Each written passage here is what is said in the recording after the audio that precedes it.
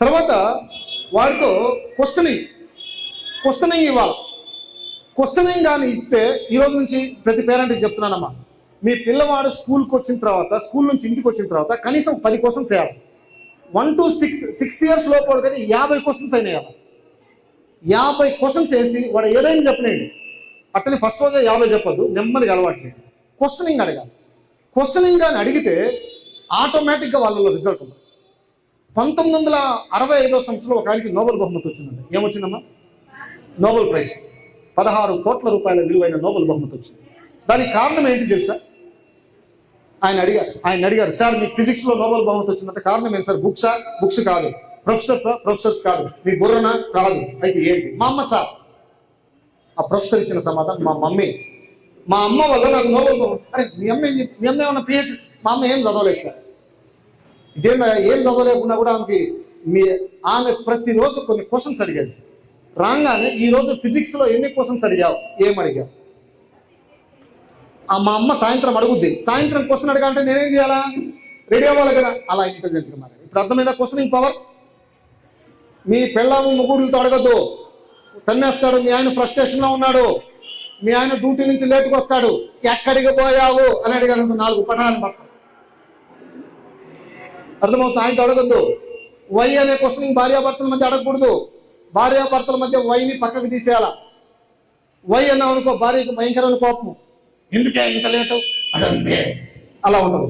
అందుకని వై అనే క్వశ్చన్ని పక్కకు తీసే. అర్థమవుతుందా? ప్రేమగా కమ్యూనికేషన్ మార్చండి. నేను తెలుసుకోవచ్చండి ఎక్కడికి పోయాలో అని అడగండి. మార్చండి. మార్పు మారాల్సింది ఎవరు? మనమే. రబ్బర్ బాల్ గోడకేసి కొట్టామో తిరిగి మన దగ్గరికి వస్తుంది. ఈరోజు మీరు స్కూల్లో డబ్బులు పెడుతున్నారు, పుస్తకాలకి డబ్బులు పెడుతున్నారు, యూనిఫామ్కి డబ్బులు పెడుతున్నారు. అదంతా మీ వాడు 1 నెల జీతం. 1 నెల సాఫ్ట్వేర్లో మీ అబ్బాయి వచ్చినా కూడా 5 లక్షలు సంపాదించే కెపాసిటీ. అందుకని మీరు ఏం భయపడాల్సిన అవసరం లేదు. డబ్బుల గురించి భయపడాల్సిన అవసరం లేదు. ఈరోజు మీరు విత్తనాలు వేస్తున్నారు. You are the period of sowing. One day it will be harvesting. అద్భుతమైన కోత, విస్తారమైన కోత వస్తుంది. అందుకే డియర్ ఫ్రెండ్స్, నిరాశపడదు. మీ పిల్లలు గెలవాలా. బలమైన గోల్. ఇప్పుడు నా కొడుకు ఐఏఎస్ ఆఫీసర్ అవ్వాలి అంటే అయితే సరిపోద్దా? అవ్వాలా? నా కొడుకు అవుతాడు సార్ సరిపోతుంది. వాడికి ఫస్ట్ అసలు కలెక్టర్ యొక్క డ్యూటీస్ ఏంది, కలెక్టర్ ఆఫీస్కి తీసుకెళ్ళండి. అసలు ఏం చేస్తున్నాడు కలెక్టర్, నువ్వు ఎన్ని గంటలు చదువుతున్నావు, ఏమేమి చదవాలా అని బేసిక్ ఇవ్వాలి. ఎర్లీ ఏజెస్ నుంచి 6th క్లాస్ నుంచి ఆ గైడెన్స్ ఇస్తే గోల్ ఫుల్ఫిల్ అవుతుంది. మీ ఇష్టాలను రుద్దొద్దు. చాలా మంది వీళ్ళ ఇష్టాలను రుద్దుతుంటారు. మీ ఇష్టాలను రుద్దితే ఎప్పుడు సక్సెస్ కాదు. వాడి ఇష్టాన్ని రుద్దండి, వాడి ఆసక్తిని రుద్దండి, వాడికి సంబంధించి దాన్ని నేర్పించండి. ఒకవేళ కన్ఫ్యూజన్లో ఉన్నారు, మా లాంటి కెరీర్ కౌన్సిల్స్ వాళ్ళ దగ్గరికి రండి. అందుకని పిల్లల విషయంలో చాలా చాలా చాలా జాగ్రత్త. వాళ్ళని నమ్మాలండి, వాళ్ళకి నేర్పించాలి. ఇక ప్రతి సంవత్సరము మీ పిల్లలకి అప్ టు 10th క్లాస్ పిల్లల వరకు మీ పిల్లలకి కనీసం 2 స్కిల్స్ నేర్పించాలి. ఎన్ని? At least 2 skills. మీరు స్కిల్స్ నేర్పించలేదంటే మీ అబ్బాయి వెనకబడుతున్నట్టు. స్కిల్స్ నేర్పించాలి. ఏమి స్కిల్స్ సార్? స్విమ్మింగ్ నేర్పించండి, రన్నింగ్ నేర్పించండి, యారో నేర్పించండి, చెస్ నేర్పించండి, కమ్యూనికేషన్ స్కిల్ నేర్పించండి, పబ్లిక్ మీద స్టేజ్లో మాట్లాడే స్కిల్స్ నేర్పించండి. మీ వల్ల కాలేదంటే మాలాంటి వాళ్ళ దగ్గర రండి. మీ వల్ల కాలేదంటే స్విమ్మింగ్ పూల్కి వెళ్ళండి. ఏదో ఒక విధంగా. ఎందుకంటే డబ్బులు సంపాదించవచ్చే కానీ పోయిన ఏజ్ తిరిగి రాదు. అందుకని పేరెంట్స్ చాలా చాలా జాగ్రత్తగా ఉండాలి. పేరెంట్స్ చాలా జాగ్రత్తగా నేర్పించాలి. ఇక చిన్నపిల్లల్లో ఏ రకమైన రోగం సార్ ఇది తగ్గదు, 100% తగ్గుతుంది, ఇది చేయలేము, ఖచ్చితంగా దాంట్లో వచ్చి కరెక్ట్గా మైండ్కి ఆ పవర్ ఉంటుంది. నేను మీకు చెప్పాను, జబ్బులు, మానసిక రుగ్మతలు, శారీరక 90% మన బ్రెయిన్ హీల్ చేస్తుంది. ఆ పవర్ మీకు చూపిస్తాను, ఎలాగా ఏందనేది చూపిస్తాను. ఇక తర్వాత మీరు చేయాల్సిన పని ఫుడ్ విషయంలో మీరు ఏం చేస్తున్నారంటే ఎక్కువగా పిల్లల్ని అట్రాక్ట్ చేసుకోవడానికి చాక్లెట్లు ఇస్తున్నారు, కుర్కురేలు ఇస్తున్నారు, ఓకేనా? కుర్కురేలు ఇస్తున్నారు. ఇంకా చెప్పాలంటే మొత్తం మీరు మీ పిల్లలకి ఇచ్చేది మొత్తం చెత్త. నెల్లూరులో ఒక స్కూల్కి చీఫ్ గెస్ట్ చేయడానికి అక్కడికి వెళ్ళినప్పుడు వాళ్ళు, నేను పేరు చెప్పదలుచుకోలేదు, వాళ్ళ పిల్లలకి మధ్యాహ్నం స్నాక్స్ ఏం తెలుసా? మార్నింగ్ స్నాక్స్ ఏంటంటే ఓన్లీ ఫ్రూట్స్, వెజిటేబుల్స్, వేరే కానీ వస్తే స్కూల్ అవసరం లేదు. అంటే కారణం ఏంటి? వాళ్ళు గమనించారు, యాంగ్జైటీ ఉండదు. అందుకని ఆకుకూరలు బాగా ఇవ్వండి, ఫిష్ బాగా ఇవ్వండి, చికెన్ ఇవ్వండి, షుగర్స్ తగ్గించండి. అందుకని ఈ మధ్య అక్కడక్కడ వీడియోస్లో కూడా ఈ 5 రకాల తెల్లవాటిని తీసేయండి, మీ కుటుంబం బాగుపడుతుంది. ఈ 5 రకాల తెల్లవాటిని తీసేయాలి. 1 చక్కెర, 2 ఉప్పు ఎక్కువ ఇవ్వకూడదు, 3 బియ్యం, తెల్ల బియ్యం చాలా ప్రమాదం. మనం తెల్ల బియ్యం ఇచ్చే కొద్ది వాళ్ళలో యాంగ్జైటీ పెరుగుద్ది, యాంగ్జైటీ ఎక్కువ పెరుగుద్ది, కార్బోహైడ్రేట్ నరాల్లోకి ఎక్కుద్ది. వాడు తిరుపుని కంట్రోల్ చేయలేదు, వాడిని అసలు కంట్రోల్ చేయలేక బాధేస్తుంది. బాధేసి లాస్ట్ ఏమంటాం, అయ్యో నేను కొట్టేసాను, అయ్యో నేను ఎడి చేశాను. ఏం లాభం? ఇప్పుడు స్టార్ట్ చేయండి. ఫుడ్ మీద ఫోకస్ చేయండి.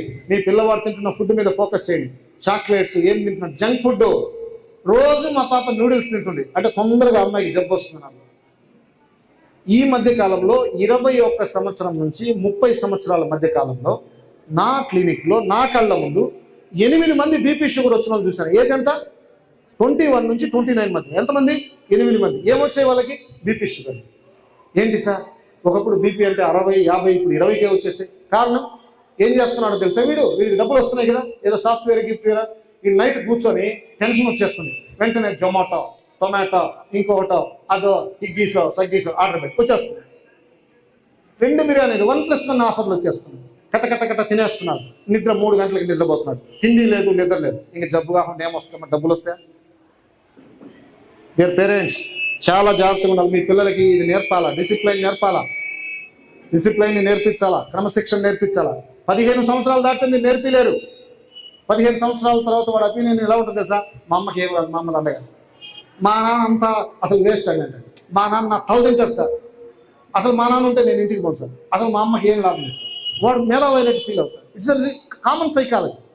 ఇంటర్మీడియట్ పిల్లలకి మీరు ఎక్కువ చెప్పొద్దు, మీ పరువు తీసుకుంటారు. ఇంటర్మీడియట్ పిల్లలకి డిగ్రీకి కొట్టారండి, సోది కొట్టారు మా నాన్న అంటారు.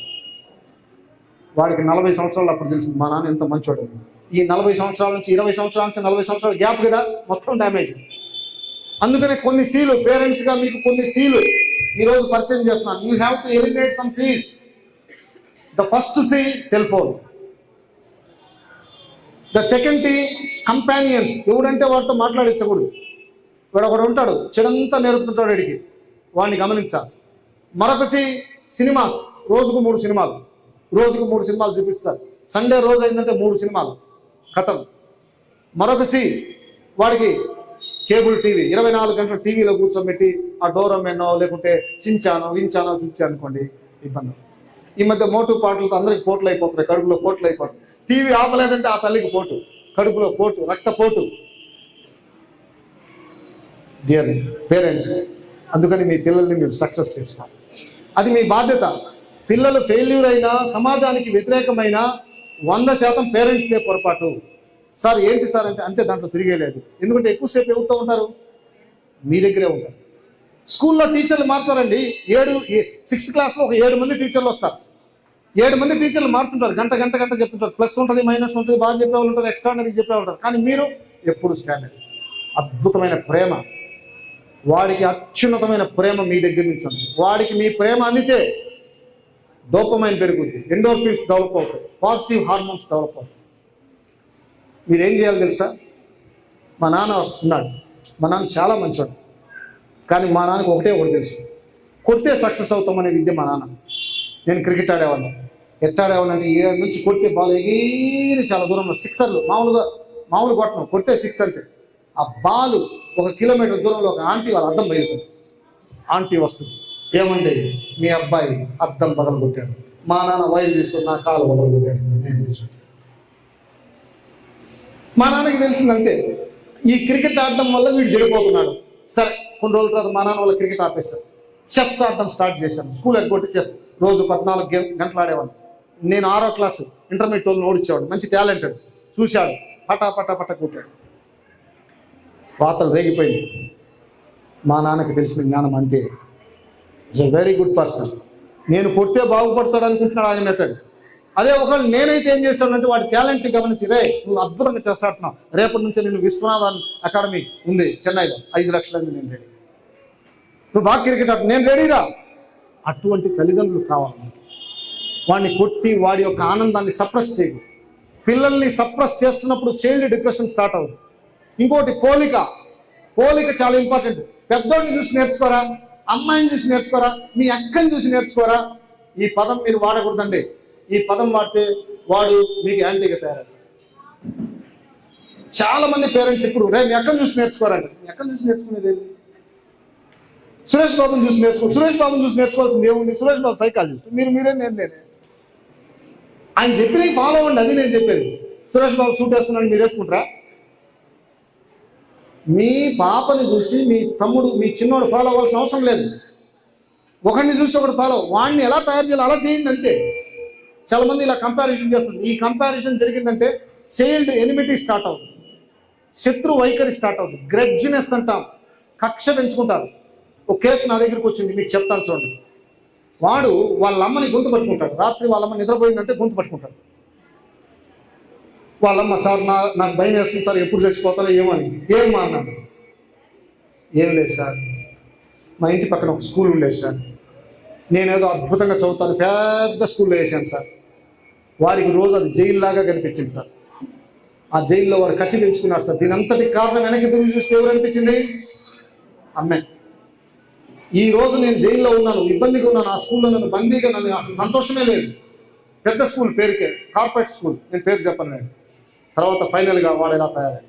తర్వాత వాడికి ఒక 20 సార్లు హిప్నోటైజ్ చేసి వాడి మైండ్లో ఉన్న తల్లి పట్ల ఉన్న ప్రేమను చూపిస్తే ఇప్పుడు ప్రశాంతంగా పడుతుంది. పేరెంట్స్, ఇది మనం చేసే పొరపాటు. వాడి స్థాయి ఏంది, వైఖరి ఏంది, ఇవన్నీ ఆలోచించాలి. అందుకని మీరు డెఫినెట్గా మీ పిల్లల విషయంలో గెలవాలి అని కోరుకునే నెంబర్ 1 వ్యక్తులు మీరే. మీకే నమ్మకం లేదనుకోండి, మా పిల్లలు డౌటే సార్ అని అనుకో, ఇంకా డౌట్ అది. ఏమో మీ పిల్లలు డెఫినెట్ సక్సెస్ అవుతారు సార్. ఈ సంవత్సరం 10th క్లాస్, పోయిన సంవత్సరం ఇదే స్కూల్స్లో అక్కడికి వచ్చాను. స్టేట్ ఫస్ట్ ర్యాంక్ ఇదే స్కూల్ నుంచి ఒక బాబులకు వచ్చింది. ఆ విధమైన ఆలోచన ఆ పిల్లల్ని కల్పించడానికి తల్లిదండ్రులు ఎంతో కష్టపడ్డారు. ఈరోజు మీ ఆలోచన కూడా, నా బిడ్డ టాప్లో రావాలి, మంచి మార్క్స్ రావాలి, సొసైటీకి మంచి చేయాలి, వాడి మార్కులు వచ్చినా రాకుండా మంచి సొసైటీని అందించాలి, మంచి కాన్ఫిడెంట్తో ఉండాలి. ఇక కాన్ఫిడెంట్ వాడికి అందించాలి. ఓకేనా? మీ పాపకి మీ బాబుకి కాన్ఫిడెంట్ బాగా అందించాలి. వాళ్ళు నిల్చునేటప్పుడు, మాట్లాడేటప్పుడు ఐ కాంటాక్ట్ చేయించడం చేయాలి. మీతో మాట్లాడుతున్నారనుకోండి, ఇలా చేయాలి, స్మైల్ ఉండాలి, వర్బల్ నాన్ వర్బల్ ఉండాలి. ఇది చాలా ఇంపార్టెంట్ అమ్మా, ఇది నేర్పిస్తున్నాను, మీరు నేర్చుకోవాలి. మీ పిల్లలకి 2 నేర్పాలి, వర్బల్ నాన్ వర్బల్. మీరు టిఫిన్ ఇచ్చారు, ఎలా ఉందిరా? సూపర్ అమ్మా. రే, మీ అమ్మ మీకు ఫుడ్ ఇచ్చింటది, ఎలా ఉందిరా? అందులో అన్నాను, నెత్తి మీద ఒక 2 వేయండి వాడికి వేసి చెప్పకూడదురా, ఆయన సార్ చెప్పాడు, ఇప్పుడు నుంచి ఏం చేయాలా? టిఫిన్ ఎలా ఉందంటే ఏం చెప్పాలా? చాలా బాగుందమ్మా. అవునా? బాగుంటుందా? చూడడానికి కూడా చెప్పేటప్పుడు బాగుంటుందా?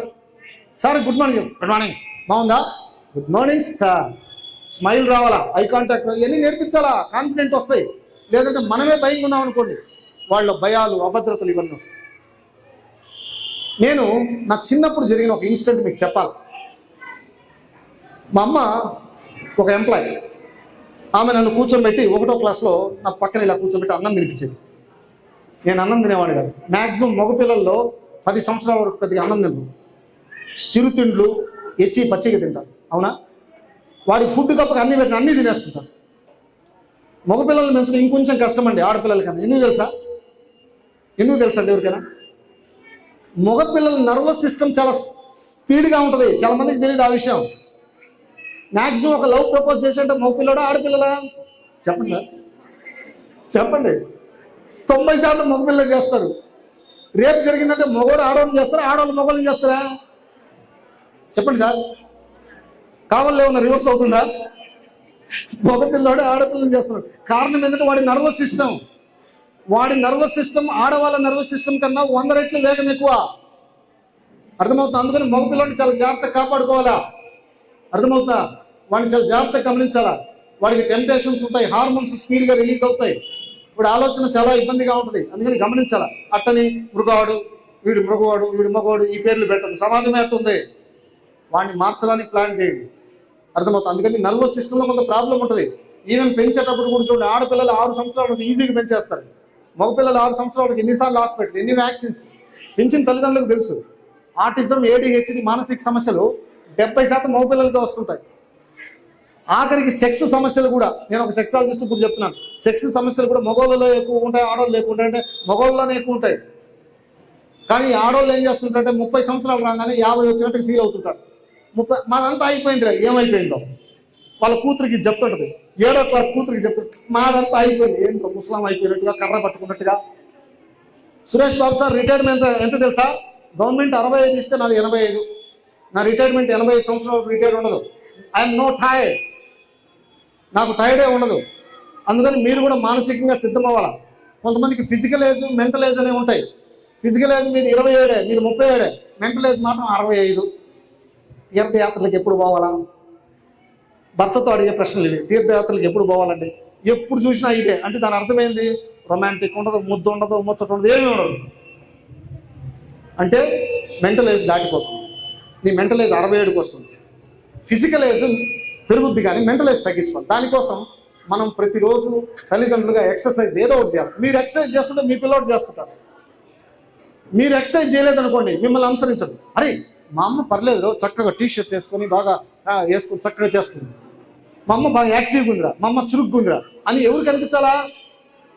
పిల్లలు కనిపించాలా? మా అమ్మాయి లేచిన కాంచోరే ఆడ నొప్పిరా, ఈడ నొప్పిరా, ఈడ నొప్పిరా అంటే వాడు ఇంకా నొప్పులు స్టార్ట్ అవుతాయి. ఊరే నేను లెగలేదా, వాడి ముందు చూపించొద్దు. అందుకని డియర్ పేరెంట్స్, మీకు నేను ఇచ్చే ప్రతి విషయం ఏంటంటే పిల్లల ముందు మీ నెగిటివ్స్ చూపించు. పిల్లల ముందు మీ నెగిటివ్స్. మీ కోపం ఉందనుకోండి, నాన్న అమ్మ తిట్టుకోండి, కొట్టుకోండి, తలుపు గడి పెట్టి కొట్టుకోండి. పిల్లల ముందు మాత్రం కొట్టుకోవద్దు. పిల్లల ముందు నిందించొద్దు. ఎందుకంటే వాళ్ళు అద్భుతమైన పిల్లలు, వాళ్ళు ఎలా కావాలంటే అలా తయారవుతారు. రెండవది, ఒక తప్పు చేశారంటే పనిష్మెంట్ పెద్దగా ఇవ్వద్దు. పనిష్మెంట్ పెద్దగా ఇచ్చారనుకోండి, రెండోసారి మీకు చెప్పరు. అర్థమవుతుందా? ఒక తప్పు జరిగింది, విశ్లేషించండి. అరే ఇలా జరిగింది, ఈసారి ఇలా జరగకూడదు. ఓకే, మన మనుషులు జరుగుతుంటాయి, నెక్స్ట్ జాగ్రత్త, అలర్ట్, చాలా జాగ్రత్తగా ఉండాలి. ఈ వాయిస్ మనకి రావాలి.